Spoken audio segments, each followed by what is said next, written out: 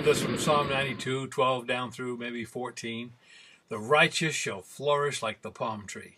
He shall grow like a cedar in Lebanon. Those that be planted in the house of the Lord shall flourish in the courts of our God. They shall bring forth fruit in old age. They shall be fat and flourishing. What has God done with the task of a faithful servant when he calls that servant home? My dad's service here ended when he was 88 and a half. My mom serves on in her 94th year. I think most of my ministry would have dried up long ago without the prayers of Mom and my wife. When does our usefulness end? Our pastor, Don, here in Neely's Corner Church, is in his mid-80s, still an integral part of the ministry here at our little church, the one God used him to open up and shepherd for 55 years. When does our usefulness end?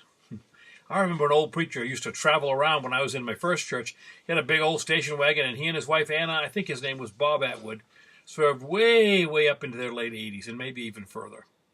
When does our usefulness end? Mrs. Walden was a quiet lady in our church in Greenville. I remember the pained look in her eyes as a stroke took her ability to speak out loud.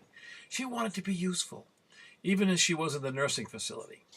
I don't always get great ideas, but you should have seen her face light up when I brought in a long prayer list, one just between God and her and I. And she prayed that list, and I updated it, and she served on. When does our usefulness end? Thou shalt bring forth fruit in thy old age. They shall be fat and flourishing. You getting along in years? Don't stop serving. Do you know older people who feel that their best years have passed? Why don't you find a prayer list? Update it every week. It will accomplish two things. They will pray and feel useful, and you will have to make a meaningful prayer list. You ponder that, Pastor Steve.